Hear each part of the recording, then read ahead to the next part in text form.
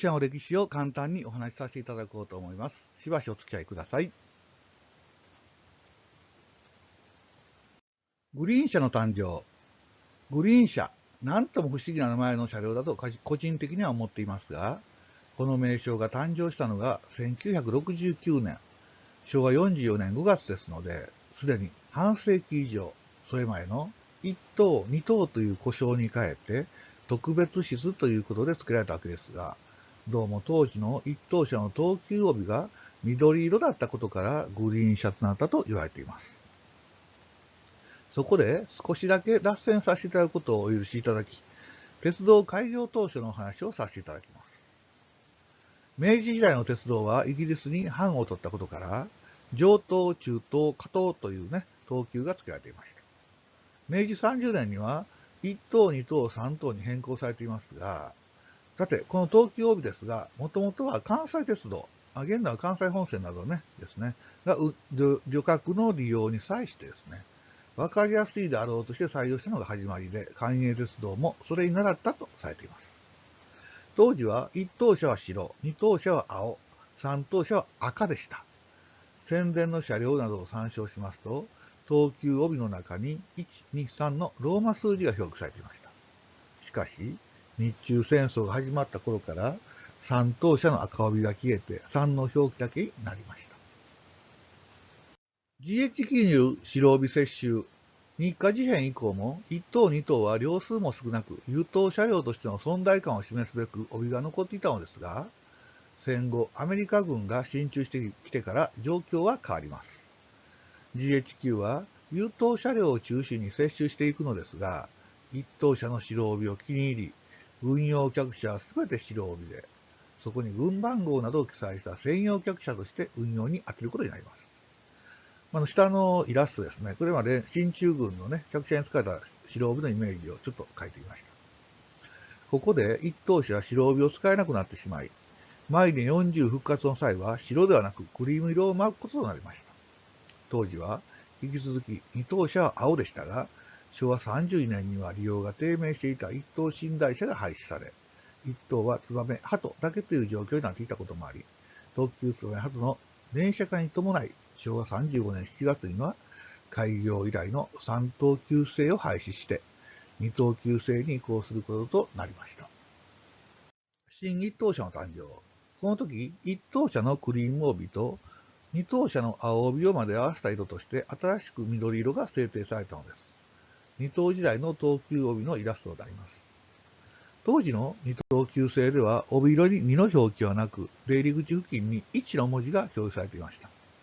余談ですが、昭和31年年間により、青大小色に塗られた特急ツバメ、鳩では、帯が省略され、その後の特急車両も帯色は省略されることになりました。グリーン車の誕生。昭和44年5月10日、運賃改定を機に、鉄道創業以来続いた等級制を廃止して、二等車は特別室という扱いになりました。二等級時代のグリーン帯と異なり、明るい色調に変更されたのがグリーン車帯の特徴です。出入り口横に大きく貼られたグリーン車マークはステッカーとなり、特急も急行同様のマークとなりました。比較のためにですね、旧一等車のグリーン帯の方、ちょっと下の方にアップさせてもらっております。見ていただければわかるかと思います。次にグリーン車誕生の背景ですね。グリーン車制度はどのようにして誕生したのでしょうか。それまでは一等運賃、二等運賃という区分で短距離でも倍の運賃を支払うということで、市電と富裕層と一般の選別が行われていました。昭和30年代までは他の交通機関が発達していない状況でしたので、富裕層も庶民も同じように鉄道を利用することになり、運賃により客層を分けていたのですが、高速道路の延伸や飛行機の動便などで選択肢が増えると、今まで一等車を利用していた層が鉄道を使わずに、そうした他の交通機関に転移する傾向がありました。さらに、一等運賃には 10% の通行で、戦時中に旅行を抑制するために設けられた税金ですが、戦後3等車は廃止されるも、一等二等車は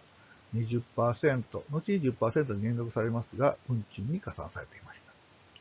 他に寝台車の方にも課税されていましたので、非常に高かったわけですね。通行税が廃止されるのは消費税が導入された時でね、税の20度になるということからでした。グリーン車制度では特別料金として、そこで昭和40年の運賃改定に際して1等2等という等級制を廃止し、普通運賃に特別料金を支払う方式に改めるとともに、乗車券類の整理、計算の簡素化などのメリットがあるとして等級制を廃止する方向にしたのです。これにより短距離利用では若干値上げになりましたが、長距離ではグリーン車は割安となり、グリーン車の一般利用が促進されることとなりました。一等車、二等車という等級がなくなったので、一等車に代わる名称として、緑帯にちなみグリーン車という名称が付けられたそうです。なお、四つ葉のクローバーのデザインになったのは、四つ葉のクローバーというのは希少性があるからということで選ばれたようです。グリーン車以外にも従来の一等寝台は A 寝台という名称に変更され、個室車は一等 A 寝台から A 寝台個室となり、一等寝台 B は A 寝台開放室と変更になりました。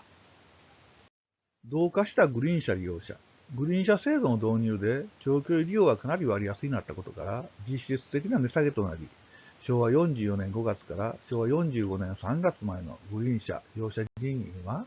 前年同期の旧一等車乗車人員と比較すると、1240万人に対し1600万人となり、29% 増加したそうです。監査報告書から抜粋させていただきました。最後までご覧いただきありがとうございました。グリーン車誕生前のお話を簡単ではございますがさせていただきました。最近ではグリーン車のさらに上を行くグランクラスなどが誕生しており、飛行機のファーストクラスと同じような位置づけとなり、グリーン車はビジネスクラスという位置づけになるのでしょうか。東日本では大来世にもグリーン車連結が増えて、より一層大衆化が進む反面、逆に2プラス1や1プラス1のサフィールを踊り込みられるような差別化が図られるなどの展開が見られます。